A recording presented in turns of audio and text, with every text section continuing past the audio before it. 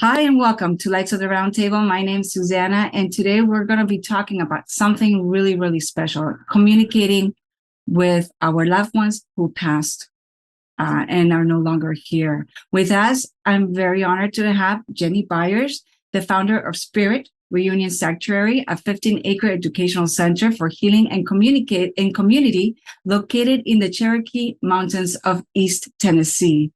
Thank you and welcome, Jennie. You. You're very welcome. I also want to reintroduce everybody to our friends. Robert Earl White, a UFO crashed into his property years ago. And if you haven't seen that episode, please go ahead and see it. It's fantastic. And then we have our dear friend Amanda, who is spiritually in tuned and has done some amazing, amazing documentaries from the UFOs to spiritual realms and things like that. So please go and check her documentaries in her website. That will be all listed down below in our description. So thank you very much for joining us. Jennie, I wanted to start with you today. How did you, because let me say one more thing about you, which I find it totally amazing, because you were a controller. Your background is actually finance, and you were a controller for multiple professional race teams in Indianapolis. How the heck did you ever went from that realm into a totally new spiritual realm? How did that story happen? Well, I actually didn't go into something totally different spiritually. I was born more in the spiritual realm, but I went into the more financial, I went into the matrix side of life. My dad is a computer guy, engineer, and I feel like I got that aspect of me from him. And then I got the spiritual from my mom. So I was able to do both. And so I am able to I'm good with numbers and I'm very left-brained, but yet I have the right brain creative part of me. So we have both of our parents in us. And so what we do with that is up to us. And I got to experience both of it. So when did you start your spiritual? When did you transition from your financial to your spiritual? So I was born able to hear spirit, like a lot of us are. Some of us have the memories and some of us don't have the memories, but a lot of us were able to communicate with spirit from the time we were born. My memory of that was very, very clear. And part of it is because I didn't have a lot of trauma as a child. And sometimes when we have trauma, we will forget those things. So I was blessed not to have a lot of trauma that made me forget that I was communicating with spirit on a regular, and I thought it was very normal. And then when I became a teenager, when I was 15, I started having a lot of really dark things happen, entities and energies trying to mess with me. So that's when my Native American spirit guide came in, and he appeared in my room, and he explained to me that he was going to be working with me very closely to teach me how to protect myself because I was going to be a target for these energies. He worked with me for about 5 years and basically just taught me not to go into fear. He taught me how to hold my own vibration so that they couldn't feed off of me, and that spirit would be able to work with me as long as I wasn't going into those realms. It gave them an ability to communicate with me without risk to me. So he just said I would be walking between worlds. That's what I was here to do. And then when I got I went to college and I started kind of getting caught up in the world. I went into racing and, had fun with all of that, but I was just naturally very good at math and I just loved it and ended up in accounting and ended up doing that. But I was always incorporating the spiritual into that. All the people at the race team would say I'm the crazy one sitting in the office, but yet they were always in there talking to me. They were always trying to get information and they knew that I knew stuff. So I was always playing that role no matter what I did in life. And so when did you change? When did you actually start your sanctuary out in Tennessee? It sounds like a beautiful place. Thanks. Yeah, I actually did a plant medicine journey with a Korean healer in 2000. Well, yeah, 2011. And I had an out of body near death experience. I had never done anything like that before. It was extremely profound. And 6 months later, I was gifted this retreat and set on my path. That was an integration that occurred for me of my lower mind and my higher mind. They were working on me. I had extraterrestrial beings that came in for that. There were three of them. They were more of a Syrian type of energy that back then I didn't know. I wasn't aware of such things as much, but at the time, they scared me and they said, get the scary alien image out of your head because we are not that. We don't look like that. That's a program. So they had to work with me to get me, first of all, to get out of the fear so that I could experience them for what they really are. And then they did an integration for me. And it was the first time that I had felt fully present in my body, that my spirit had integrated back in and I was fully present. And it was from that point that I was set on my path. So I was gifted the sanctuary, and that they began working with me when they couldn't before, because I wasn't integrated. I was still operating from more of an illusional state. How did they, can you expand on to how they actually appear to you? What is it? How did you see them, or what is it? How did they manifested, I guess, to you? How did that happen?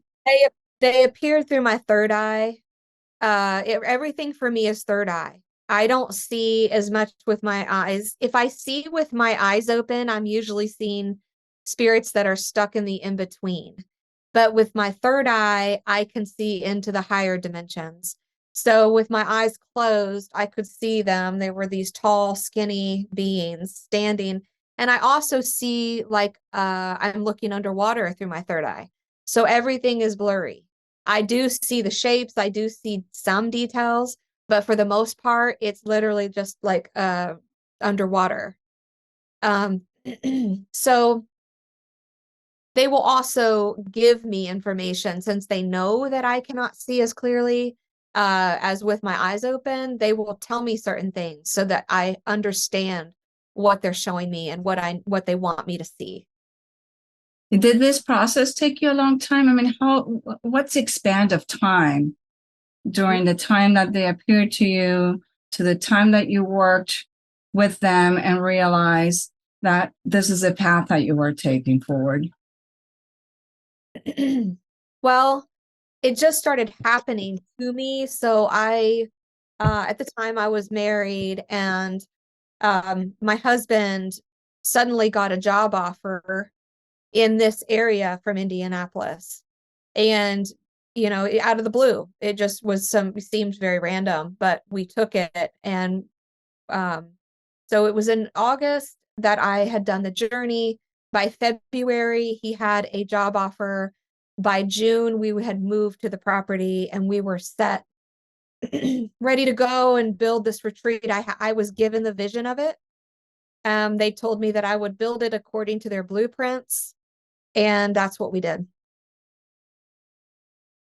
So how are you helping then now people? I mean, I hear that you have, well, it sounds like a beautiful place, and I heard so many wonderful things about your place. It must be really special, and the way, and I guess people feel, I guess, appreciated that somebody has been able to sort of clarify, bring them to their close loved ones that they've lost. I mean, there's much mourning and much grief when somebody dies, and you've been able to help both those who have transitioned and those then the families and the members stayed behind who really wished something else, of course. So how did that come?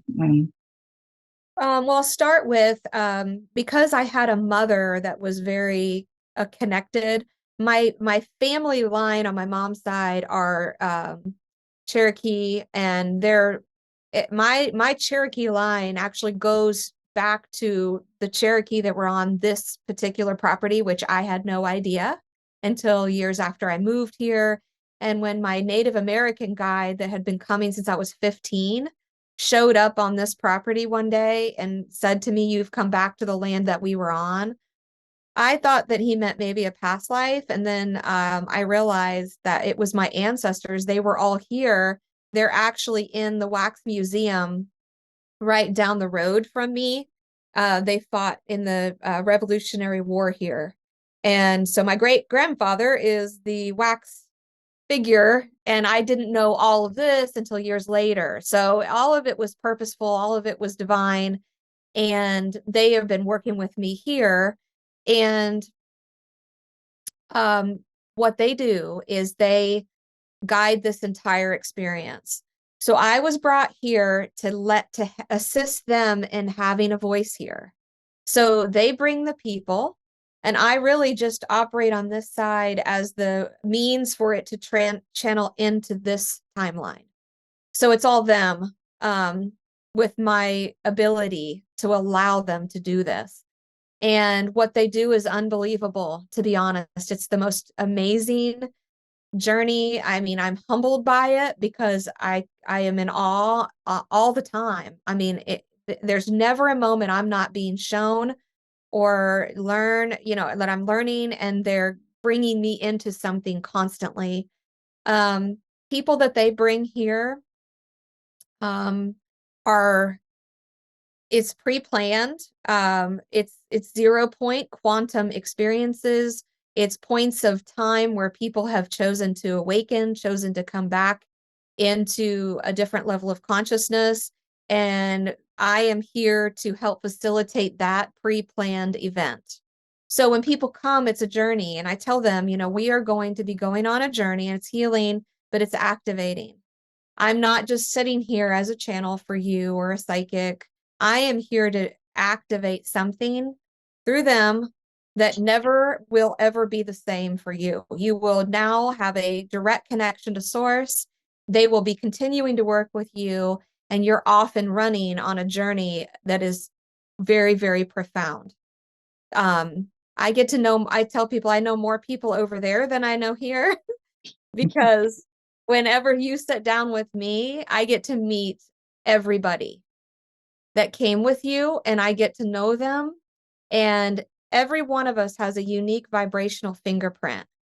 And our job is to know the vibrational fingerprint of the gatekeeper that works with you. Mine is my mom. And Robert and I were talking before we started about the connection between the ancestors over there and the importance of that. And this is the way they've explained it to me. When you come into the physical reality, the highest vibration that we can experience is love. And when we have love connections here through our mothers, through the deep connections of family, or, it can be just soul family, when you have established a connection here through love that happens physically in the heart space, that transcends all space and time. It's activated within our physical body and the cellular memory. And when we transition, that is like a radio signal that transcends all space and time and allows us to continue to connect. This is why it's through the loved ones here that we actually can interact through the higher dimensions, because it's through the love and the heart and the connection. Some people will say, I have guides that I work with, and my mom has always discouraged that unless you have developed a clear connection through the love and through the understanding, and you know who you're talking to. And another thing that's important is my mom would never appear to me in the physical reality, which annoyed me because I wanted her to. And I always heard stories of that. And I said, really, Mom, you should be able to just show up at the end of my bed and let me see you. And she said, no, I'm not going to do that for you, because anybody can do that for you, and anybody can look like me. She said, the most important thing you understand is that you need to feel me, and I only interact with you through my vibration in your field. And so she was very protective about that for me, so that I wouldn't get confused. She was always saying to me, I'm not going to do things that may cause confusion or open you up to being deceived. So when she comes into my field, nobody can mimic that. Nobody can mimic that love. It is very specific. And this is the way it was meant to be for us to be able to stay connected. Wow, powerful. Robert, you want to chime in and ask her a question? Absolutely. And to just kind of go off of some of the things she's saying, that when her mother communicates with her, it's a frequency, right? And then on top of knowing that frequency, because beings out there, a lot of, times you hear people, they come up with names for these galactics or spirits, angel, whatever you want to call them. But these beings, their true name is a frequency. And when it comes to the way something looks, that can always be altered due to the vibrational density of whatever that plane of existence is. And as she's saying, that's why it's so important to really get to know something. And she's lucky with having her mother in her physical vessel and our loved ones, our grandparents that we actually knew and we got to physically feel that love from them. That makes it a lot easier when it transitions into these higher rates of frequency and vibration. And she's absolutely right. And it really, really, it's so important. That's such a great point. And also just a couple things kind of in common. I get really frustrated sometimes, my mom not physically seeing me. I've seen other ancestors, my native ancestors, everyone else, just like Jenny saying her grandfather is a wax figure. My great grandfather was of the Abenaki tribe. He built two magical canoes. Both canoes are in museums. You can go and see them. That's weird. And I come from that lineup in New England area, Quebec, all that. But a lot of those ancestors have been there to kind of coach the way. And another important little side note is it's genetics. Our DNA, scientists only understand 2 to 3% of what our DNA does. They call the rest of it junk DNA. It's not junk DNA, it's just their confines of their scientific minds cannot override the spiritual. And the other 98, 97% of DNA, I believe that's our ancestors, their memories, their feelings, their emotions. And as Jenny says, this is a predetermined thing. The script is already wrote, it's within us, it's written down on us. The reason we do what we do. Also, a flip side of that, that's why we need to recognize it to make sure certain habits of things we've always done we can get out of. And that's the best way to kind of raise our frequency and vibration, which will help us being more of a connection. And for me, everyone goes through their own process differently. Like most of us, we've all been in tune from a young age, but we didn't quite understand what was going on. And as Jenny said, a lot of that trauma of seeing a being in the corner of your room really sticks with you. You have nightmares and you cut yourself off from ever wanting to see anything ever again. And with this being said, we all go through a different path of finding this. And although I was aware my mother was really in tune, encountering beings, etc., it wasn't until I had my own experience with a light being in the physical realm. This was physical, wide awake, playing with my cat, 2 foot in circumference, blue light being with water, electrical water spaghetti inside of it. Stayed there for Mississippi 4 seconds. It sucked itself and flashed. And when that happened, that flash, I had a flood. I was also good at mathematics, won my school's math B, etc. Jenny very excelled in mathematics and the counting and all that. But they gave me a math equation. And at the same time I started hearing people. And Jenny, and this is my question for you. I want to see how you feel with this. When you start to have ancestors come to you and you see them, and I love what you said, it's like looking underwater. It's cloudy. I think of the movie Stargate and the watery and the Stargate. It's kind of like that. It's like a mirrored water.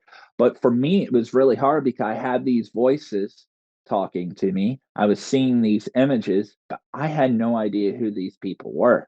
Just like you, Jenny, I was unaware of my father's side of my family and my grandmother that came off the reservation and like all of that side of my family. I had no idea.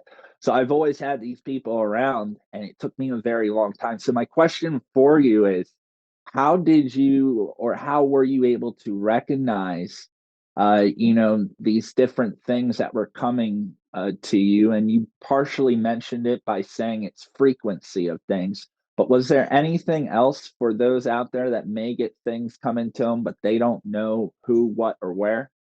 Yeah. So for me, it was always very specific. I'm really thankful that I didn't have a bunch of just people coming to me. And I think I've decided and made the decision that that doesn't work well for me, because that would be very distracting or confusing. And I cannot even imagine. I know a lot of people have that. For me, I was almost like I was quarantined, and the only interaction that I had was from, well, as a child, it was Jesus. I was very connected to the Christ energy. I mean, that's who talked to me all the time. But my dad was a Christian preacher. So I also had that teaching. So that energy translated well through the teaching. And that's a thing as well. So, which is still the same for me. It's still more of a Christ consciousness energy that works with me as well. I mean, that's something that I was born from. It's my soul group. It's a soul family thing. But my mom, when she passed, well, it was Silver Spoon. It was my native guide. So it's always been very just specific one energy that's very focused with me that I'm only interacting with, or aware of. And then when my mom passed, she was very clear that I only go through her. And so she said, I'm only attuned to certain radio state frequency type dimensional, vibrations on purpose, because she says that what I came in to do is so specific that I can't be attuned to any of the other dimensional realities, or it's going to be overwhelming. It's very specific. So fifth dimension, seventh on up is where I'm attuned. And that's where I go directly to, and I communicate. And when I go there, my mom is there and she walks them into my field. And I know exactly who's who. They're given permission through her. And when they come in my field, two things happen. I'm there and they're here simultaneously. I move up into light body and up and out. So I'm communicating from the source, more of a source dimension, fifth dimension, heaven realm. And they come down into my field. And so my vibration is doing this. So they're communicating with my physical body, and I'm interacting through light body. And I know that might be confusing, but that's just the way it is. And I know who they are, not by their name, because I love that you said names. Their names are linear. So the vibration, names are a vibration. I've been told not to try hard for linear names. People a lot of times want to come and say, can you test me? Can you give me this? Can you give me this? Names are so linear. Anything linear kicks me out. I have to stay in a sweet spot. And it's, so I've been trained and learned how to keep my amygdala part of my brain in translation mode. So the amygdala being the computer interface through this avatar that dies when we die. So my amygdala no longer is in fight or flight protection mode of me, because that's really what its job has been, is we've used it to keep us safe and fight or flight, and it runs trauma loops and it records reality. So it's similar to hypnosis, but I can on command get it to move into a space of translating my God brain, which is my centrum, that is a pyramid tachyon in the top of your head. We are walking med beds, tachyon chambers. We're streaming straight from source through the God brain. But we all have gotten so dependent on the computer part of the brain and locked into it that we can't get up and out into the centrum. So I get my computer brain to start translating my God brain. And that battle and that argument about what's real stops happening. And this is something we all can practice and learn to do. And once we're able to do that, we can access the source field at any time. So I don't really remember a lot when I'm doing this as well, because I'm in a half awake, half asleep type of state, because my amygdala is not recording, which is good. But if I try too hard for certain things, it will glitch me out. And so I have to come back in and recenter. And that's a constant process. So I'll say, give me a minute if I glitch out. But all of us are meant to do this. All of us can do this. This is not a gift that I have. The reason I can do it easily is because it was active in my genetic line. So my ancestors were actively using this. The same way my dad was actively using his math skills, his computer skills, and then I was able to use those as well. They're active in your genetics. And so this part of my mother's side was active, so I could turn it on, or it was already on. I could just access it. Some of us don't have that ability because it's been dormant in our genetic line. But once we activate it, we actually activate it for the other generations as well. It's so important. So important. Let me, Yeah, go ahead. I wanted to ask actually Amanda, if this, how you communicate with your Christ light, because I think what is interesting, Jennie, you just went through you actually chronically, you explain exactly how you operate. Most people, they do it intuitively, are not able to spew it out, but you just put it in such a way, like you have a process. And most people say, well, I just do it out of the gut. That's the reaction of most people. But I wonder with Amanda, what your experience is when you pray, when you go back into that inner light.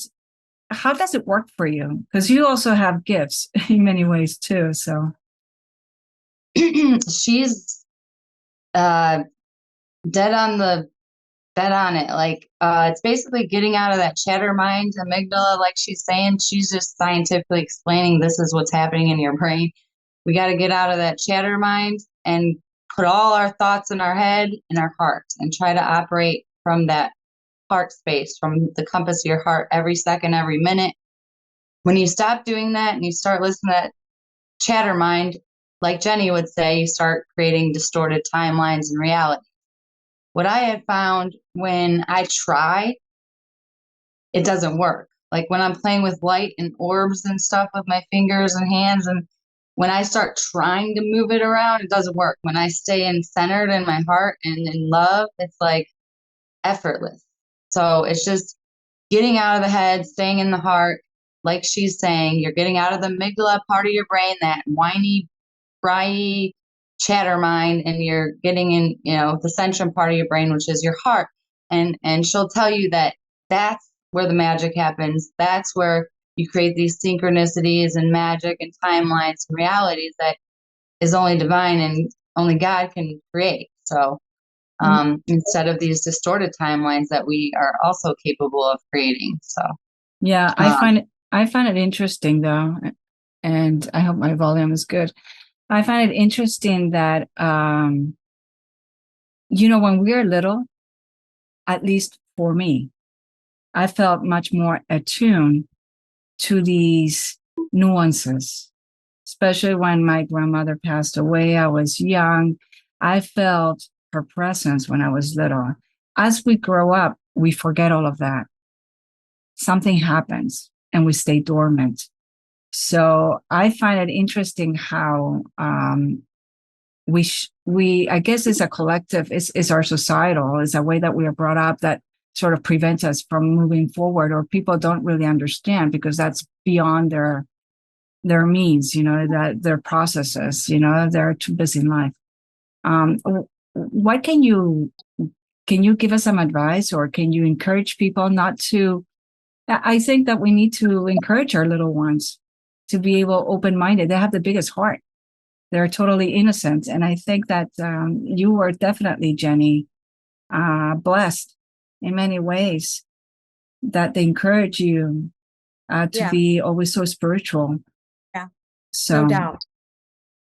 And Amanda, I want to say that you're You're right about the heart space, because that's something that I didn't mention here. But when the heart field is, I mean, I did mention the highest frequency we can experience is love.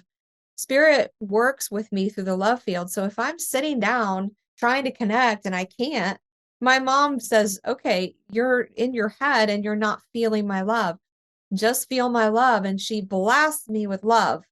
And once that happens, it's like everything pops open, and I hear her and she says, I'm here. And I'm like, okay, I'm in. Like I can hear her clear, and it just starts purifying my field and bringing me back into resonance. And it's just so simple. It's just love. I complicated it. I've just complicated it. I do that often. Is it hard for you? Is it hard for you to have friends in a relationship with somebody special then, because you are always attuned and in a higher realm than everybody else? Sorry for a question, but I mean, I don't know. It must be challenging sometimes. And I don't put myself on a pedestal. It's kind of funny because I'm actually just goofy, and I am, myself. And my mom always says, you like playing human, and I do, and I enjoy it a lot. And so I'm not always in a state of connection. People will call me and say, can you tell me this? And I'm like, no, Jennie has to go away. I've got to kind of do a different thing. I got to shift that gear because I'm, caught up in all my silliness.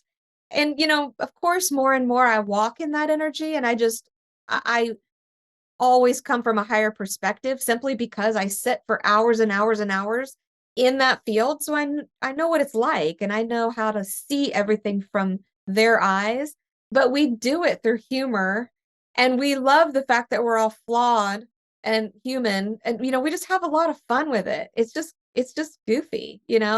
So we're not serious spiritual people here. I have a great community that we all live together here, and we're all in different places of being triggered, and who knows? I mean, it's all real and it's funny, and we just, love is the only way we do any of this. We just love each other, no matter how crazy we get, no matter how crazy I get, because I have my crazy moments. We just come back to love, and we're patient with each other the same way Spirit's patient with me. And they're so patient. They come in my field and I'm trying to hear some really complicated stuff, and and I don't always get it right. But we keep going until I get it right. And then, we laugh, I take myself lightly, and they're very sweet with me about that, because we're just so still human in these human bodies. It's just part of it. Well, I wonder also for you, I know that you're very human, but at the same time, must be challenging sometimes I guess, is it challenging to talk to others when you're helping somebody? Is it sad? Do you get emotional? Is it hard to forget some of the traumas? I mean, I don't know exactly how you help, and I don't know exactly the conversations, but it must be hard sometimes emotionally on you all, right? Yeah, this is funny. I love this one because when I first started doing this, first of all, I didn't want to do this. And my mom drugged me into this, kicking and screaming. And I mean, the way she tricked me into it, she knows I have a really big heart and want to help people. So, I was like, I'm not doing that, Mom, because I don't want that accountability. I don't want to tell these people things about their lives. Like, yeah, no, absolutely no. And so it took a while for her to get me to understand what I was doing and how to let them do it and how to stay out of it. And part of that is the emotion. I'm a water sign, I'm a Pisces, and I'm a crier. And I'm like, ever since I was little, I was a crier. They make fun of me for crying all the time. So anyway, so I am a total bleeding heart. And when I started doing this, I was sobbing and I looked crazy. I was like, oh my God, I'm crying. And these people aren't even crying. They're looking at me like, okay, she's crazy, because I couldn't really relay the messages. It was literally like, as soon as their loved ones came in my field, I was like, like I couldn't breathe. I couldn't talk. It was just overwhelming me. And I'll never forget when I mastered this, because my mom said, look, you cannot go into the emotion. And so she was working with me and teaching me. And I'll never forget the moment I realized that I learned that lesson. I was sitting by a fire at about 20 people here at my retreat, and a man came that was older, and he was new, and he got a message for the first time in his life, and he'd never done anything like this. And the message came from his father, who had died in the war when he was 5. Okay, so I have, like I said, a whole circle of people, and the way that his dad came through was so profound and so powerful that the entire group was just sobbing. He was sobbing, everybody. And I was just sitting there, with my eyes closed and my focus while all of this is going on around me, even though I could feel all the emotion of it. It's like holding on for a ride. Like I was a goosebumped, and I had the frequency so high, I thought, oh my God, I don't know if I'm going to be able to contain this energy in my body. And sometimes I have to have them back up out of my field because it's so intense. And I will tell them that, because they need to understand what they're doing to me. And sometimes I'll just say, I just need you to back up with that intensity a little bit. It's just too much. And I'm in control of that. And I'm in control of the emotion. I'm in control of all of it. And my friend looks up at me and she goes, can I ask you a question? How are you not crying right now? And I said, I knew right then, I said, it's because I learned that I could not do this if I did that. I would never have been able to translate the messages. I wouldn't have been able to hold the energy and let them do what they need to do through me if I didn't stay out of the emotion of it. So that was amazingly hard for me. Absolutely. You know why I asked that question? Why? Because I'm a Pisces and I'm a crier. There you go. You can do it. If I can do it, you can do it. Yeah, exactly. And it's through experiences, and you can control yourself. But boy, is it hard? I mean, I cry whether it's a joke or not. I'm a crier too, and I have to compose myself. So that's why I asked that question, because you get emotional. I will tell you that that's your gift. So if anybody, I tell people all the time, they say, oh, you have this gift to be able to do this. I go, my gift is not to be able to channel spirit. My gift is my empathy. And what I will own that I chose to come in with is that my feelers are out, and it was a curse, and it's the biggest gift. And I'm so glad I didn't shut it down, because I wanted to, because it was so hard to live as a child where I cried all the time and I was so feeling everything. That was a hard way to be in a world that's really hardcore. So I was really too sensitive to this world, but I'm so glad I didn't shut it down, because that was my gift that I held on to, thankfully. Yeah. Amanda, I know. Amanda, Robert, would you like to partake in anything else over here? I would like to make a little point, but go ahead. Kind of real quick. It's brief. I've been holding. I didn't want to forget it. One overlapping theme with Jennie and her process of communicating with these beings and even helping the ones around her. It's focus.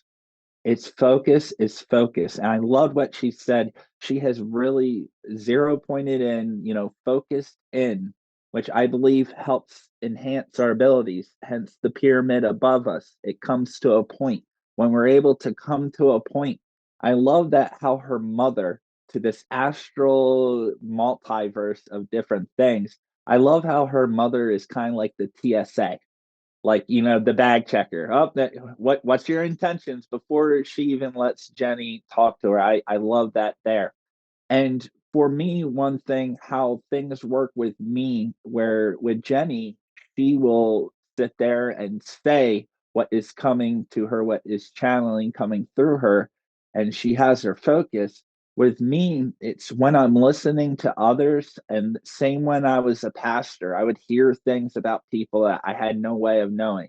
A little something would just come to me. I don't even quite understand where or what, but it would come to me, and it's taken me years until recently I finally learned what to do with that information. We're all of us that are watching this, we're all getting this information. The hard part, and this is, I'm so thankful she's going over these little details. The hard part is how to focus this information in a way to help others. And for me, when this information or that something I need to say or something about that person, it will come to me. I don't tell that person. I will ask questions to see if that person answers what is coming to me. And I think that's really unique, your process, but it's still the same principles, the same equation. Focus, focus. It's a focused idea. And thank you so much for just going over your process. And everyone has a different process, but the hardest part is focusing this information to a point, and I appreciate your insight on that. Thanks. One of the things I want to say too is that the reason that spirit works with me the way they do is because I have a really pure intention to help people. You have to have really just genuinely a love for humanity and people. And I have that. I've had it since I was a little kid. I was born with that. It's a purity, and it's definitely something that spirits talk to me a lot about, and that they feel that they can work with me freely because of it, because of my pure intention. It's important. Yeah, I find that to be. Yeah. Go ahead, Robert. I'm sorry to interrupt.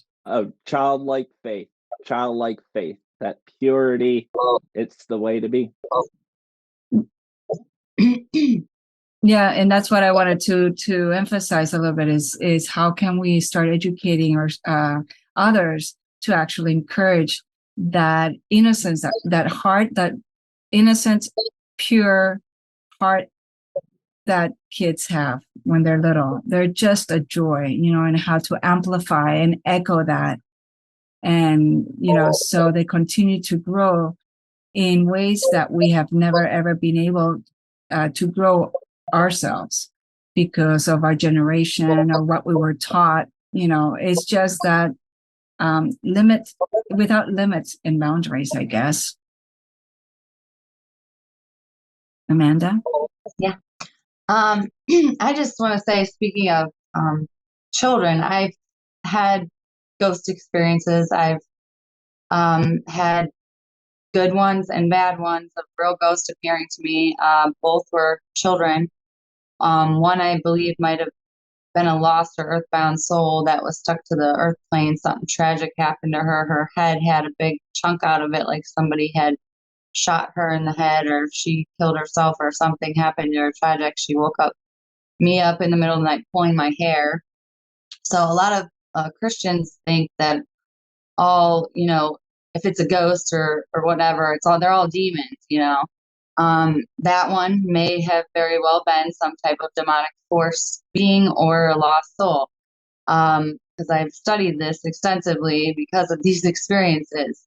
But then there's also, I had another little boy wake me up, tickling my feet at the end of my bed.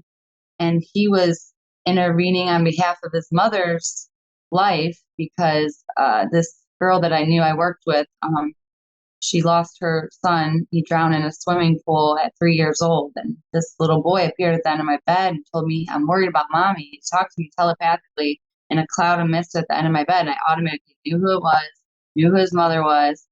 And my heart's racing out of my chest, like, what do you want me to do about it? And he said, "Tell her I'm with her all the time, that I love her so much, and that if I wouldn't have died, that she wouldn't have gave life to so many other souls, and it was part of my purpose, and it was part of her purpose, and that I love her, and I'm with her all the time, but it's hard for her to feel me because she's grieving so much still." And I'm like, okay, I'll tell her. My heart's racing out of my chest. And he disappeared. I go to work, pull this girl aside. I'm like, "What's going on? Your child appeared at the end of my bed, last week. He said he's worried about you." I told her everything he had said, and he was trying to intervene because that night she was going to commit suicide. Mm-hmm. So if you tell me that was a demonic spirit trying to intervene to save her life, I don't think so. In my definitive truth and opinion, I don't believe that. So she actually had 5 more kids after he had died, trying to replace his soul because she could never forgive herself from that. So, yeah, And I just, for all the naysayers or thinking that you can put limits on God, I don't believe that myself. If all things are possible through this force we call God, and someone wants to communicate with their loved one because that would bring them peace and healing, then why wouldn't God want that for a person? So I think we need to use discernment in these, experiences, and always pray that benevolent, loving beings of only the highest angelic forces of this source of love and light we call God. We need to draw that line and have that boundary, and declare our sovereignty, because they're running, there is negative forces running rampant right now. And I've also experienced that, and they're nothing to toy with. We have to draw a line in the sand and say, I declare my sovereignty no more. I'm going to stay in my heart. I'm going to stay in my light. I'm going to stay in my love. As, the storm, is around me, don't let the storm get in you. So, end rant. That's my rant. Beautiful. So Jennie, if somebody wants to get in contact with you, you have a website?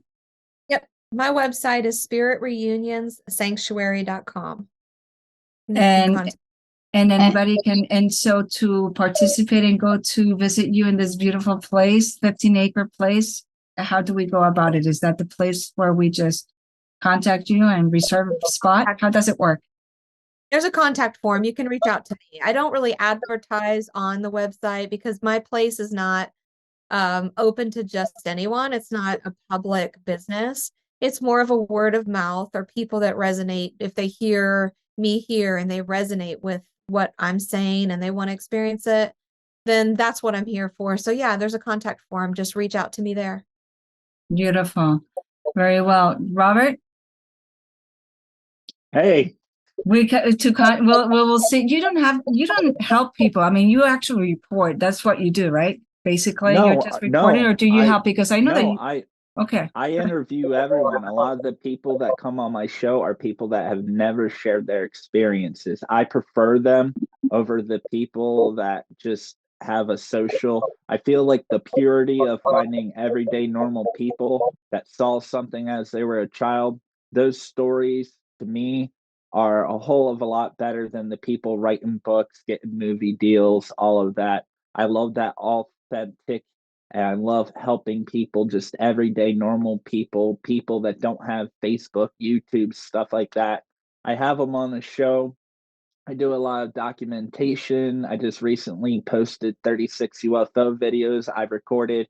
I actually record these things. I don't just talk about them. I'm a very scientific kind of minded person, but highly spiritual.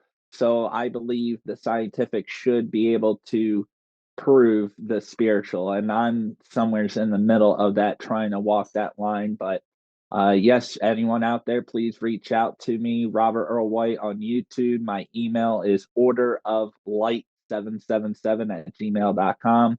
If you want to reach out and share your experiences, that's what I do. I have one series called My First Contact, where the first one I had like 9-10 different people sharing their first experience that opened up their eyes to everything, all different people all around the world. And it was a beautiful thing to just kind of have that. And that's what I'm trying to do, help people, just like all of us that just need someone to listen. And that's kind of what I do. And it's when I'm listening, I receive little puzzle pieces, or whatever's helping me out will I call them little red flags. And when I'm listening to others, I'm receiving information, and what I do with that, that's on me, but that's kind of what I do, and it helps them. And sometimes people just need an ear. Beautiful. Amanda, and where can we go and see your work? You can go to amandajoanofheart.com or strippedclean.net, television with a higher purpose. It will soon be awakenandunite.com. I have a huge Great Awakening documentary coming out soon. Check out that when it does come out. And I didn't know if Jennie wanted to do a quick, maybe a message for the collective, or for Robert or anybody on here, just before we go. I didn't know if she would be up for that or not, and just see collective message from her mother. That would be quite a treat, may I say. Yeah. All right. Give me just a second and I will open up and connect and let you guys know when I'm ready. How about that?